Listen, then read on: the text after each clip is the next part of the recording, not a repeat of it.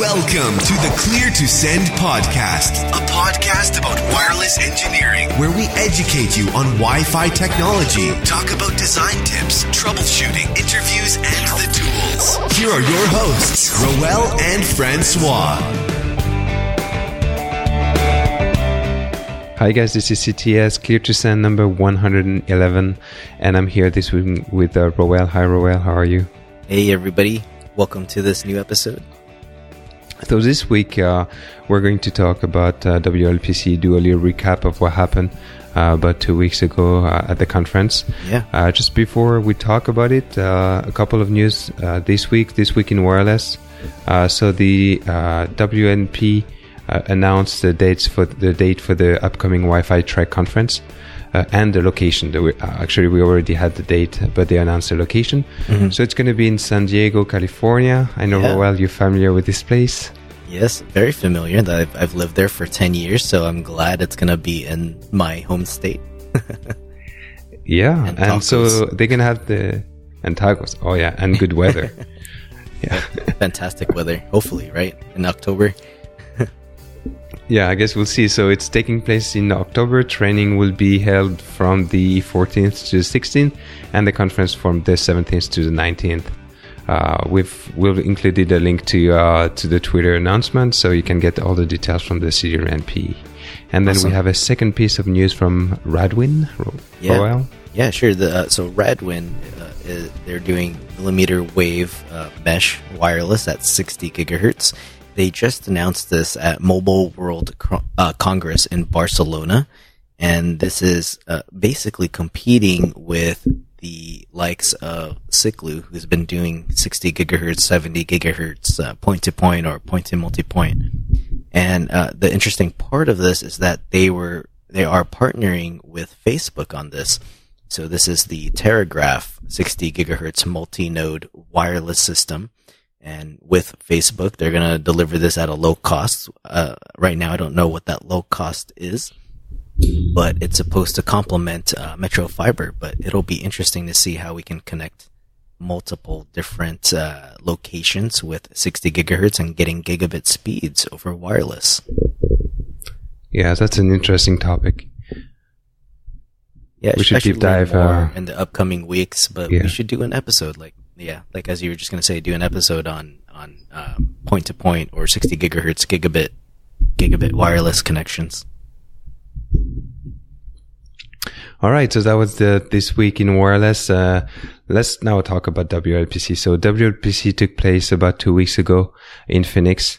And as always, it was a great conference, just to learn about new stuff and also just to network with the community.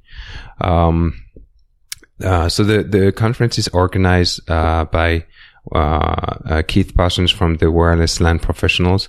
He has a few people helping him, Fernay and Matthew. But he also have like a team of people recording the audio, the videos, so he can publish the videos later on YouTube for you guys if you were not able to attend. And this year he had like a photographer.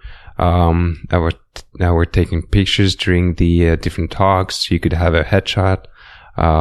It was just like a really, really great event. It's becoming better and better every year. You would know better than me. I haven't been to one yet. Yeah, I guess so. Next year, I guess you'll see. Huh? Oh, yeah, that's what I say every year, but I'm really crossing my fingers for next year this time. Yeah, so the format this year changed a little bit. So they instead of having more longer sessions, they focused on shorter sessions. So they actually had only 3 main sessions of 55 minutes. Yeah. And that was pretty much the first session of the day. So you would start the day with a 55 session, and then after that it was shorter sessions of 30 minutes and then 10 talks of 10 minutes. Okay. So that was the format. So overall we had 3 main sessions of 55 minutes, 13 short sessions of 30 minutes, and 29 10 talks of 10 minutes. Well, what do you think about the length of those sessions? Do you prefer more of the longer deep dive type sessions where they're 55 minutes long, or do you prefer the shorter 30 or even 10-minute sessions? Like, do you get what you can get out of it in that short amount of time? I think for the 10 minutes, it depends on the subject. Sometimes it's perfect. Especially for like, a quick demo or, some, someone wants to show something really quick, something interesting. It's perfect. 10 minutes is perfect. The 1 hour session can be long depending on the subject too, right? Yeah, it can. But like this year we had, I remember last year we had, a talk on AX for an hour, right? So it was good to spend the time on AX. This year we had a talk on the 5G technology for an hour. And that was good to have the time to talk about that, right? Yeah, there's a lot of detail so I guess it there. Depends on, yeah, exactly. So it depends on, I guess, on the subject, but I think it's a great format. 50 minutes, 30 minutes and 10 minutes. It's a great mix. And this year we also had deep dives. So when you registered, you had to choose in between different deep dives. Okay. So, and deep dives, can you describe what those deep dives are? Like, how are they different from your main session of 55 minutes? So deep dive, it's kind of like a lab, like, back in school when you had like practical lab classes. So it's kind of like what it was. And it was longer sessions. So we had 2.5 hour sessions at the first day and second day. So overall, you had like a 5-hour lab. You could practice and work on the different subjects.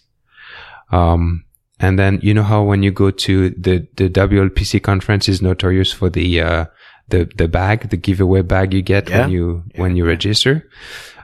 So this year, depending on which deep dive you were going to, you were getting different, goodies in your bag. Okay. I chose the programming deep dive. Okay, with Jake. So that was presented by Jake Snyder and Ryan Adzima. And so they showed us how to, do cool stuff with Python, and they gave us a little Intel NUC computer already set up with, all the Python environment. They showed us how to get ready, start an environment, download package library and all of that. And then they showed us some examples. Obviously in 5 hours, they don't have time to teach us like the whole Python, but they gave us the tools so we could, go home and then work on it. I would say having an Intel NUC in your bag is a pretty good giveaway, or not a giveaway, but a pretty good tool in that bag that they give to the attendees, depending on the deep dive they're attending. But that's great. Yeah, and then so the other deep dives were Wireshark and WLAN troubleshooting with James Geringer. They had the real world mobile testing with Jerry Ola and Scott McDermott, and I know they got Odroid in this session.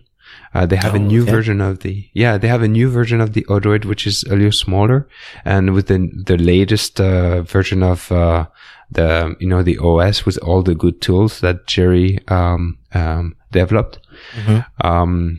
And then they had the WLAN penetration testing with Lee Badman. They had the advanced WLAN surveys with Blake Croney. They had the using SDR for 82.11 and DFS events with Bastian. And then they had the 3D printing from Rob. So Rob was giving a 3D printer. That's a big one to get to take home, as you get a 3D printer. So that was crazy cool. So that was a deep dive on top. So that was on top of all the other sessions. Okay. And do you have to arrive earlier for the deep dives, or is that just part of the regular conference days? It's part of the regular conference days, and it was always at the end of the day. So after all the presentations, Keith would just say, okay, you guys can go ahead and go to your different deep dive sessions. We would have like a 15 minutes break so they could organize all the different rooms. And then we were just gone for the rest of the day. Cool.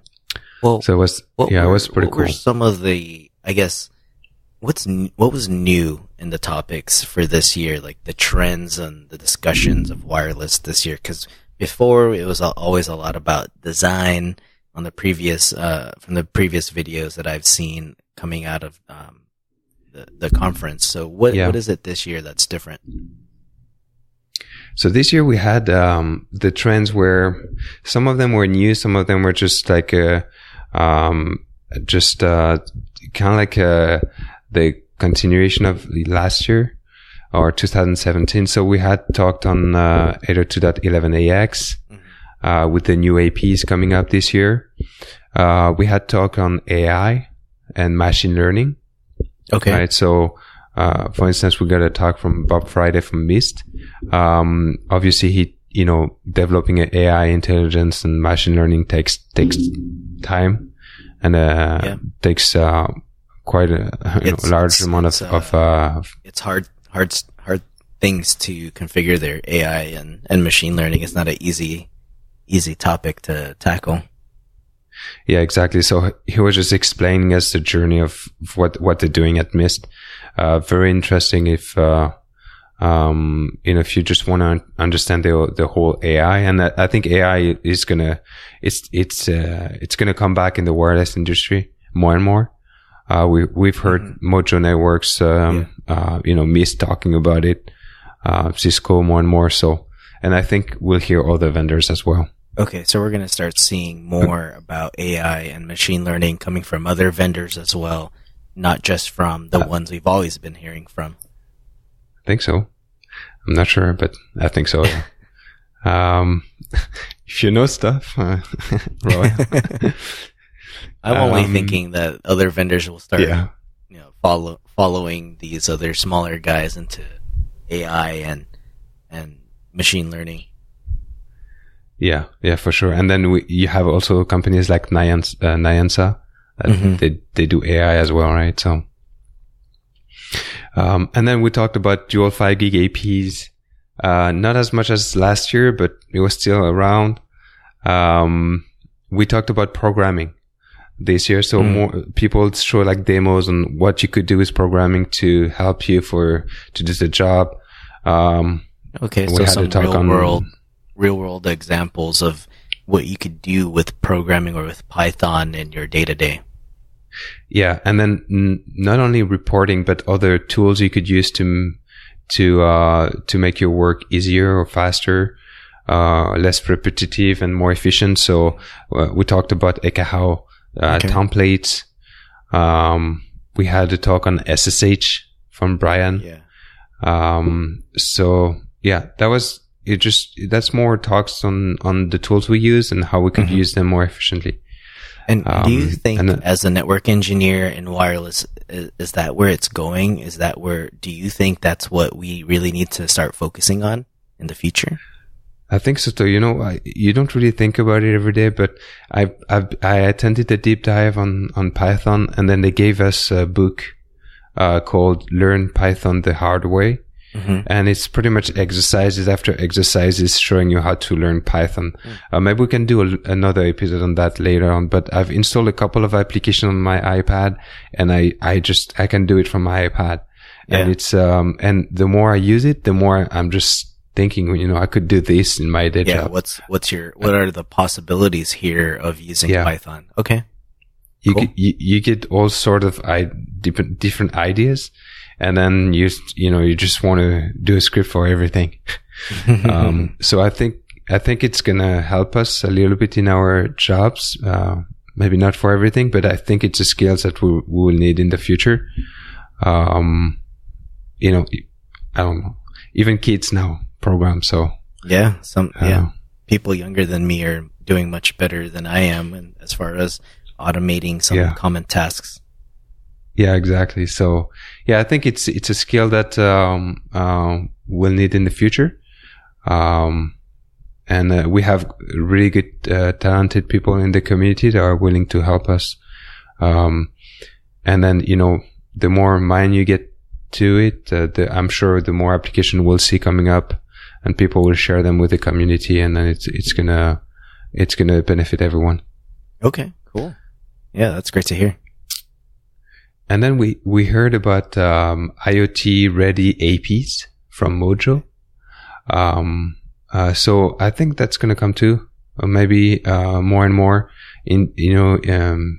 have like a Zigbee or Z-Wave radio in APs, so they can be compatible with IoT devices. Yeah, I was curious as to what that actually meant. IoT Ready APs, and I figured, well, they're Wi-Fi capable. The AP should be ready.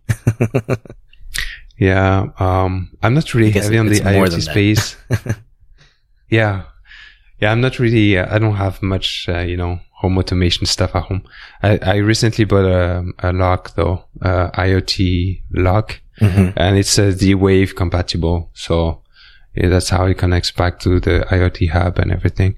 Okay. So IoT devices uses other technologies than Wi-Fi. It's not always Wi-Fi. So Zigbee, Z-Wave are the other protocol used.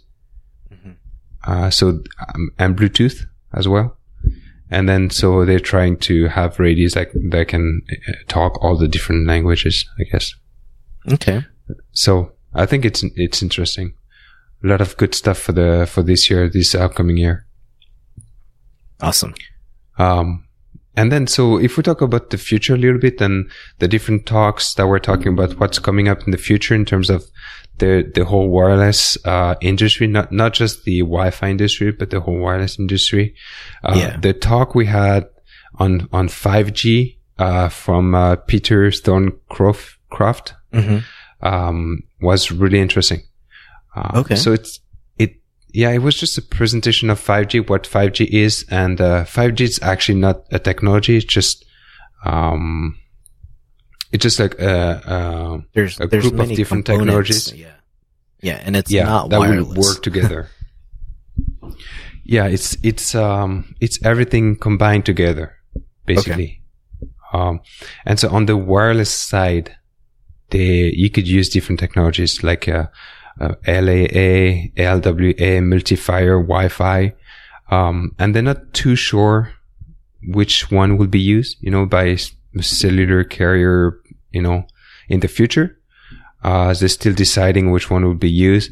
They were saying that LAA has is the one that they see being used in more like public places and so on.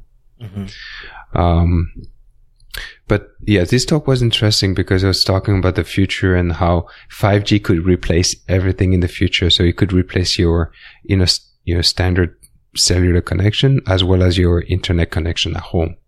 Okay. So that's we'll see how like this, a game changer. Yeah, I see. And do you see this competing with Wi-Fi? It almost sounds like they're trying to compete with Wi-Fi, or maybe use Wi-Fi to offload where you don't have LTE, for example, or that cellular connection. Yeah, so that's kind of like some people are saying it's going to compete with Wi-Fi. I think Wi-Fi will be part of 5G, maybe not only. We're not sure at this stage, right? But it's surely interesting for the future. Does it mean that we need to get more and more involved in cellular technologies?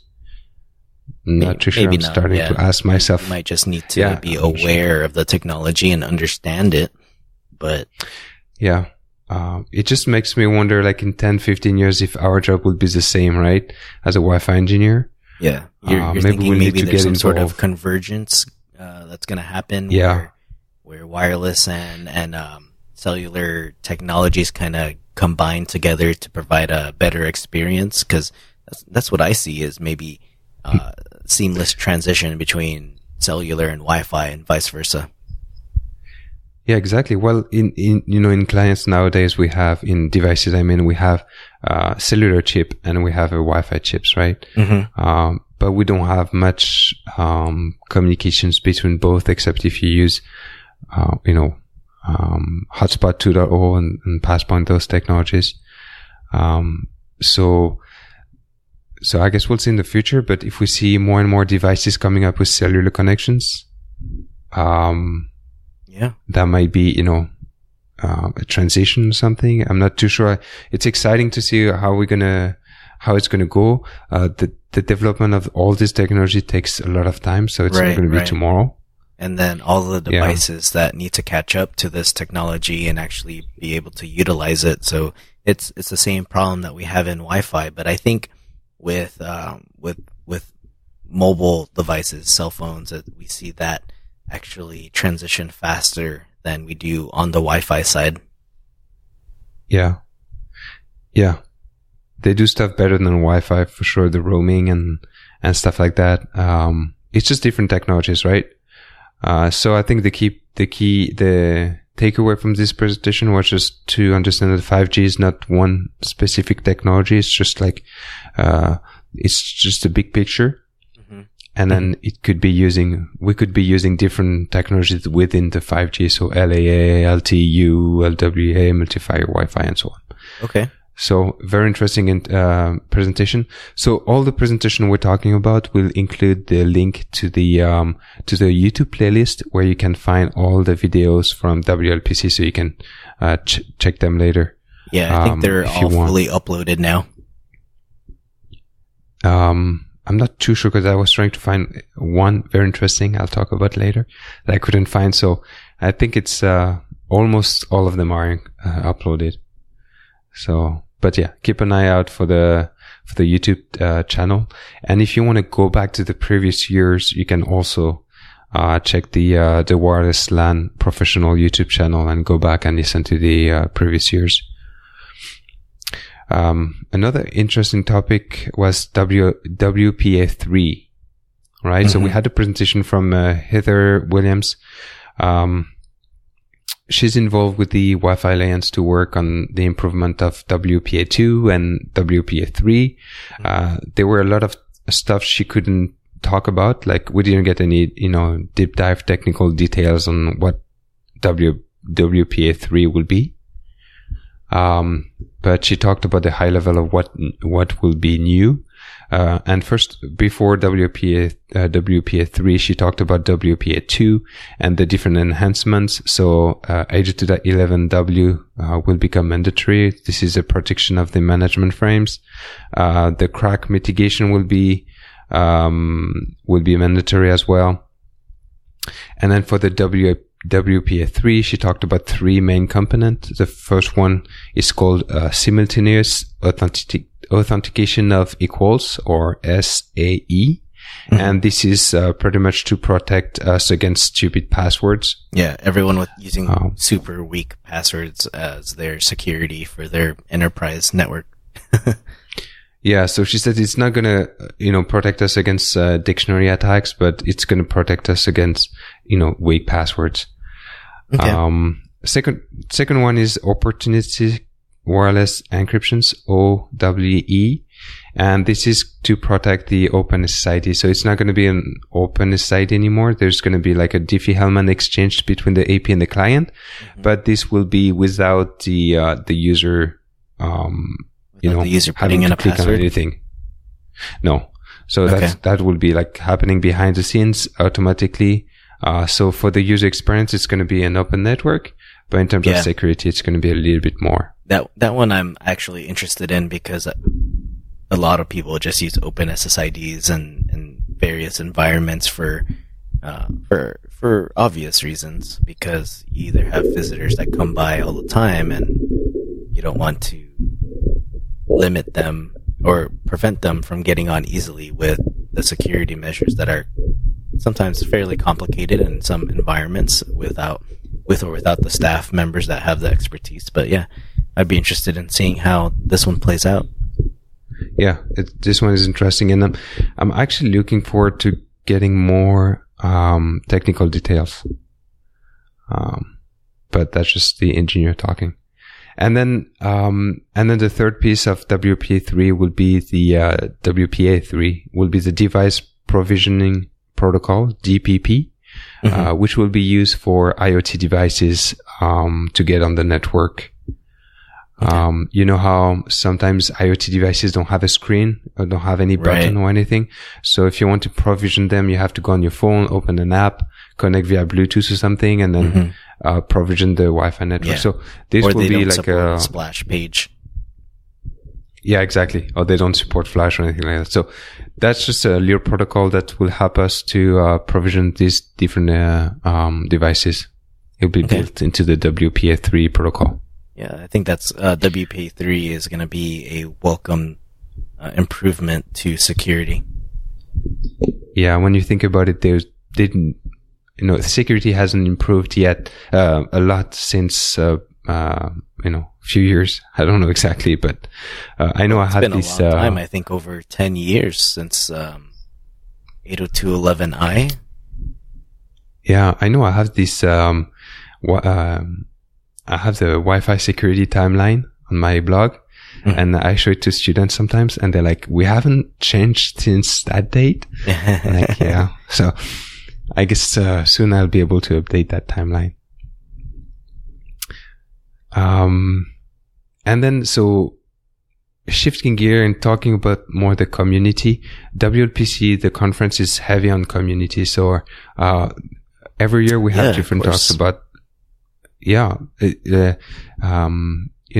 that's Keith's spirits, everyone, he wants everyone to participate as they can and sharing their knowledge and improving the community, helping each other out and so on. So every year we have different talks about community. This year, for instance, we got a talk on blogging, from Lee Badman. He does a lot of blogging. Oh yeah, he does a ton of blogging.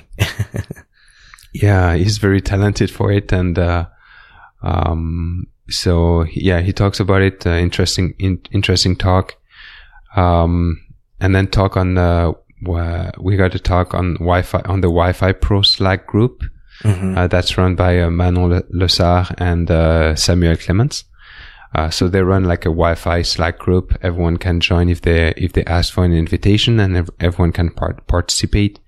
It's more like a day-to-day Wi-Fi conversation. If you have questions, if you want to participate, help people out, it's a great way to get engaged with the community. Just builds the community, get involved with others, and if you have ideas, you can shoot that back and forth with different people.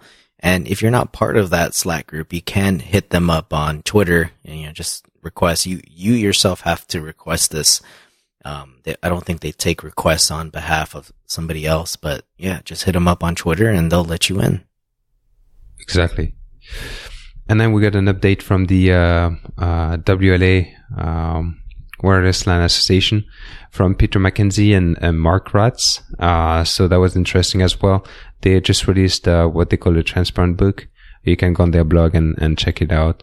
They're still working on their standards. It's looking good. We'll probably talk more about them in the near future. Cool. And then we got a talk from Tom Hollingsworth on the building the how to engage with the community. Pretty much, his job is to create a community and have everyone talking with each other. Yeah, that is his job. The Tech Field Day events. He organizes the Tech Field Day events. So he explained what the community is. He told us how to get engaged with the community, especially the Wi-Fi community. And then he talked a little bit about how to handle divergent viewpoints. And he told us pretty much to stay civil and respect each other. Yeah, respect everyone's opinions and their viewpoints. Yeah, that's good. I think that is actually a really interesting discussion I'd like to check out once I get a chance to catch up on all those videos. Yeah, so this presentation was a 30-minute presentation, so very interesting. And I like how he did his presentation. He didn't really use slides with a lot of words. He had like one picture per slide, and he was like commenting on the picture, and sometimes they were funny. So really nice presentation. Cool. And then we had the overall presentation of the conference from Keith. So if you didn't attend, I would advise you to watch this first, because you get a detail of all the different sessions and you can pick and choose which one you want to see. And then apart from the organized sessions, people started to organize, other community events. during the conference. So a group of people organized morning runs. They did morning yoga, morning prayers. They did a retro video game night, and they organized a Whiskey and Wireless podcast recording. Awesome. That's really great to see people getting together outside of the actual conference and, interacting with each other, making new friends. If you don't get to see these guys that often, if you communicate with them mostly over social media, that's a great way to get to know people. Exactly. That was a great way to do it. And WLPC is all about networking with people. So even at night, you go and have dinner with different people. You can stay and hang out and do the retro video game and spend the, good chunk of the evening with the other Wi-Fi people. And, you can, I wish I could have spent more time. I didn't have time to talk to all the people I wanted to. Yeah. But it's a good feeling it's that a busy you get to speak with. Yeah. Lots of wireless people in our community, but yeah, it's a great way to get with everyone. But you've been a veteran of this conference now. So what did you find as the interesting sessions that you got out of this year? All right. So my favorite sessions, I listed a few here. So the one we got on the impact of LTE on Wi-Fi in 5 gig, was very interesting. So LTE is pretty much LTE, used on unlicensed bands. So pretty much LTE, using the same frequency as Wi-Fi on 5 gig. And so this presentation was given by, Veli-Pekka Kettunen. And, if you're familiar with WLPC conferences, you're probably familiar with him. He gives talks every year. And what I like about his talks is that he always gives like a lot of data and details and graphs and everything. So he shows you pretty much like scientifically what the impact of LTE will have on Wi-Fi. Okay. So very interesting. We got a talk about external antennas from Scott Lester. Okay. He entitled his talk Polarization Figures, and very interesting as well.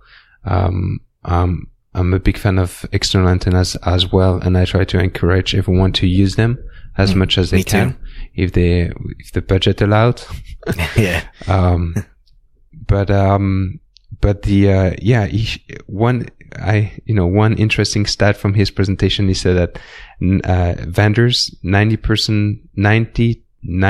98% of the APs they sell are APs with internal antennas. Yeah, that kind of makes sense, because then you don't have to pay extra for the external. Yeah, exactly. So, but it just shows you how underutilized the APs, the external antennas are.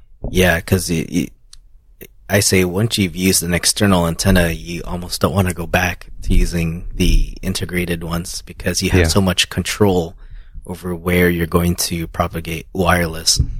But yeah, I'm with you. I like using external antennas more than the omnidirectional ones.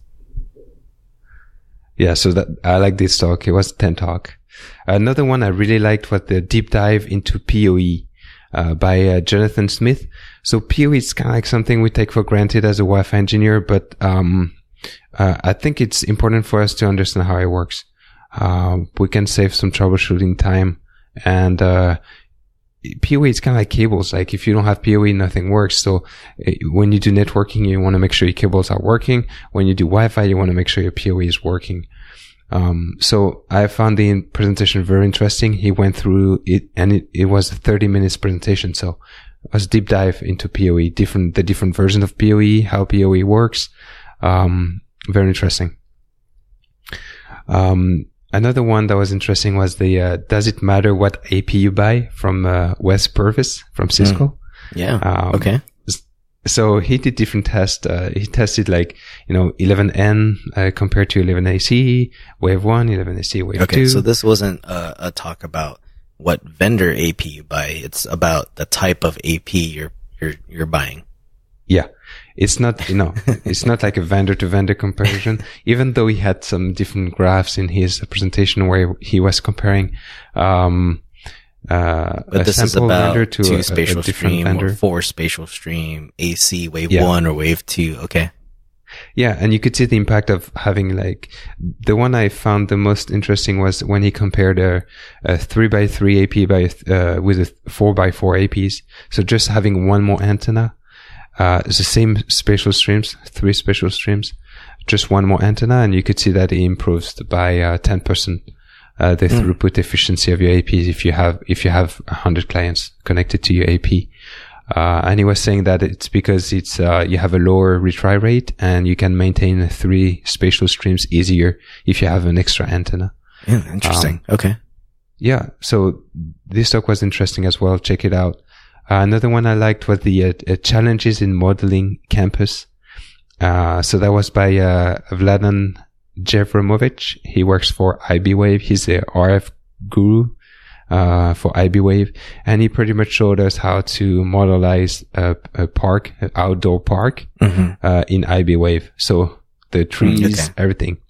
Yeah, that's the most challenging part, right? We don't usually have a tree wall type in Ekahau. Exactly. A tree attenuation area. That would be nice, right? Yeah. So yeah, that was and this was a demo. So this demo is always impressive. And then another one, very, very interesting one that's not available that's the one I couldn't find on YouTube yet.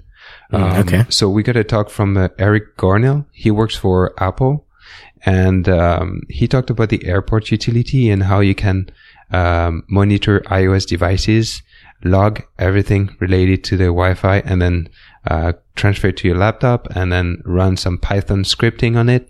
And in order to analyze their RSSI or whatever, and he had some nice scripting and Excel spreadsheet rendering with a graph. Yeah, I hope that session goes live. I'd like to see that one because there is a ton of iOS devices on my network that I think this would be worth taking a look at. Yeah, very interesting. So yeah, this one was very interesting. I'm looking forward to do more testing with it. Apparently you can transfer the logs if you connect your iOS device to your computer with iTunes. You can transfer the logs over to your computer. Okay. Yeah. And then we got a talk, from Blake Croney on RM, which was, the first session of the first day. Right. And it was a 1-hour session. Really good. Talked about how different vendors do it. Cisco, Aruba, Ruckus.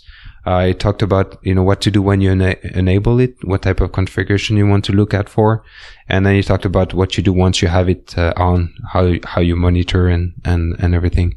Oh, that's great because every vendor does it different. They're not all the same. So it's great that somebody actually went out there and said, Blake doesn't work for any of these vendors. So it's great to hear it from him, the integrator, and as a designer, how do each of these vendors do it differently? What you need to look out for. That's great.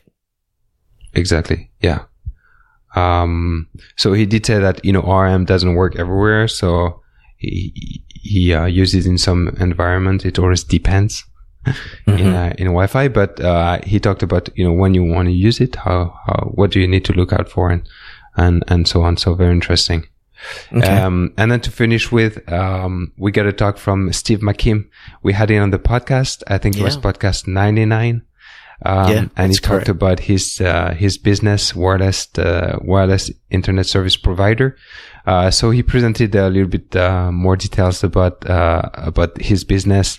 How he installs a lot of pictures. How he installs everything, the map of his customers and everything. So that's an interesting discussion. And yeah, if you guys want to check that presentation out and also listen to his previous episode, it's great information. Yeah. And it looks like it's working pretty well for him. And I'm really happy. I think what he's doing is amazing. Another one that, because I had to leave early. Unfortunately, I didn't get to attend the talk on RSSI from Gregor Virkenich. I'm pronouncing that right. This seems to be Gregor. The year of people with the most difficult names. Yeah.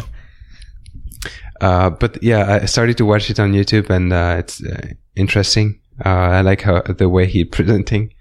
So check this one out as well.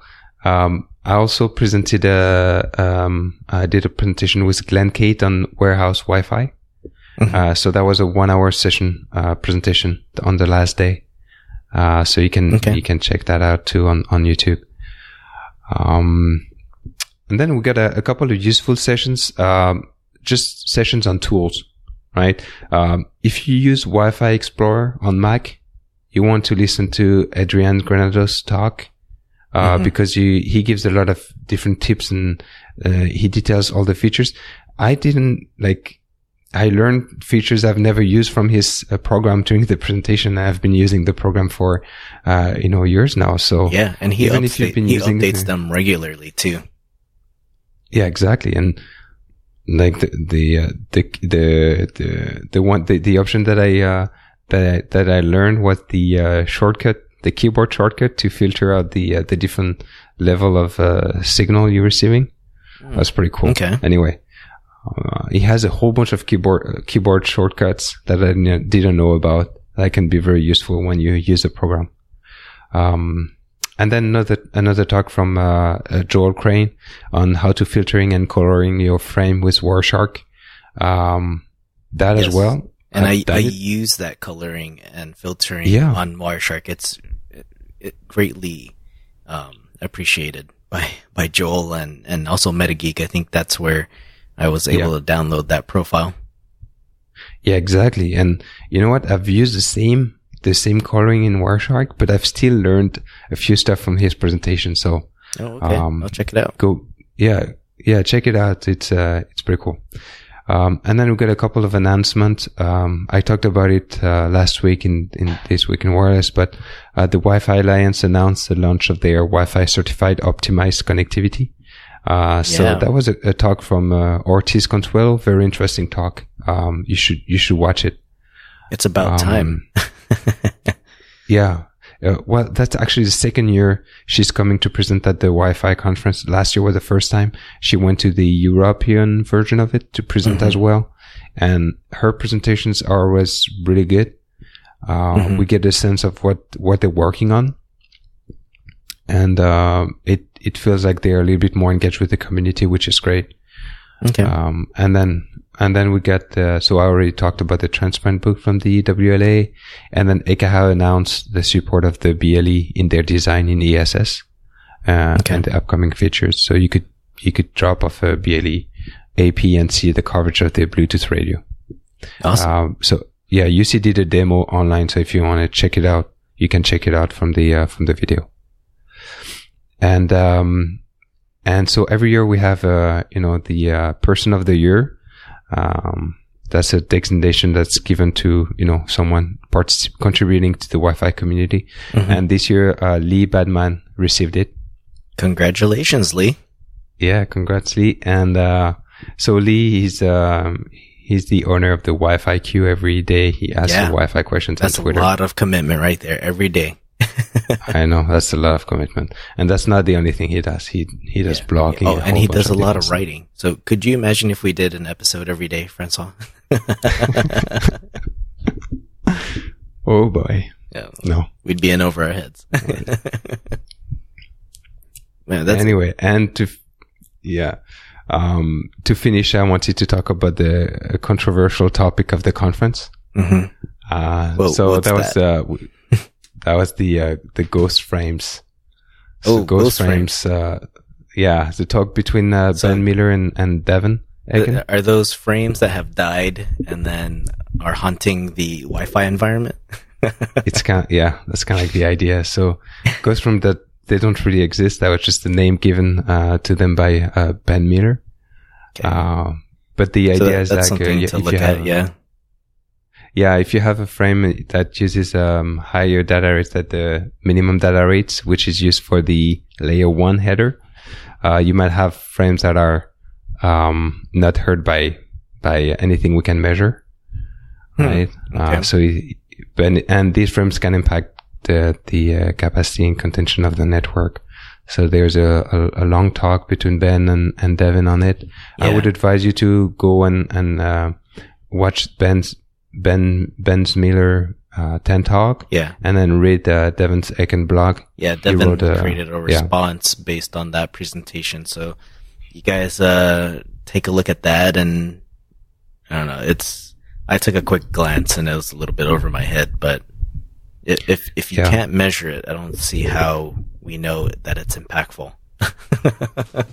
Yeah, it's I like the Devins blog. It's very detailed, and it goes back to the very beginning. Mm-hmm. And you get a better sense of what it is. And he talks about contention, a lot of other stuff that's happening in our Wi-Fi networks. Mm-hmm. So that's even interesting even if you're not interested in ghost frames. It's interesting to read his blog article.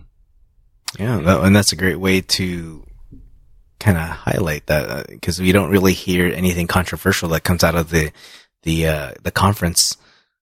So that's interesting. I think that's worth a look to get a different perspective on looking at wireless differently. But I guess what I want to ask you is, for this conference, do you think what people can really get out of this? Like, what would you tell someone who hasn't gone, like me? What is the benefit you get out of this, right? Why should someone attend? I think when you attend, you get a lot of ideas, or you get a lot of things. You mark down some topics, some stuff you've seen, you've heard, and then you go back and you drill down and you learn new stuff. And so that's one piece, mostly when you listen to the presentations. Second piece of it is the networking, right? Like, even when you watch the videos on YouTube, it's great. You get the knowledge and stuff, but you're not able to network with the other people. I was able to meet new people. I was able to find out that Samsung produced enterprise APs and controllers. And you get to meet a whole bunch of different people. You get to catch back with the people you already know. The networking is huge, I think. How would you say it? What kind of impact does it create for you yourself? Because you run your own wireless business. What's the impact there? Because you had to take time away from your business, right? You're not making money, but you are at a conference investing in yourself. Yeah, exactly. So you can see it as I'm investing in myself, but I also see it like I'm investing for my company. It's kind of like marketing, especially if I'm presenting. If you're presenting, you're putting your name out there, talking about something, and then you're not really representing your company, but people are still going to look at you like you're representing your company. So it's a benefit for me because I get to meet people, do some networking. Might be business networking or might not be business networking, but at least I'm meeting new people. And then, I've got business from the conference from previous years. That's great to hear. Yeah. So for someone like me, it's worth taking the time off. So it's well worth it. Yeah. There's a return on investment there. And it's not only about that. It's also, you have a lot of fun. There's a lot of value. Yeah. All right. Yeah. Well, François, I hate to cut it short, but my battery is about to die. So let's end this episode. All right. We're going to end this episode. Just one note. We prepared a TED Talk, you and I, on podcasting.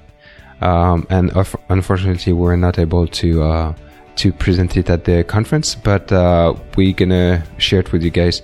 Share the PDF and the little video with the explanations. So we'll include that to the show note as well. Yeah. So you can see the behind the scene and how we do everything here at the Clear to Send. Our struggles of podcasting. Exactly. I'm just kidding. It's not a struggle. It's fun. Yeah. Well, my current struggle is my battery life, and I left my charger upstairs. That's because it took us an hour to get ready, right? This was a struggle to get to this point, but François, I want to thank you for sharing your experience at the WLPC conference and letting other people know what you got out of it, what they should watch, the videos, and we'll have all the links at the show notes for what we mentioned and the playlists that you could go and check out. Perfect. Yeah, we'll do that, and we'll talk to you guys in the next episode next week. Thanks, guys. Have a good week. Bye-bye.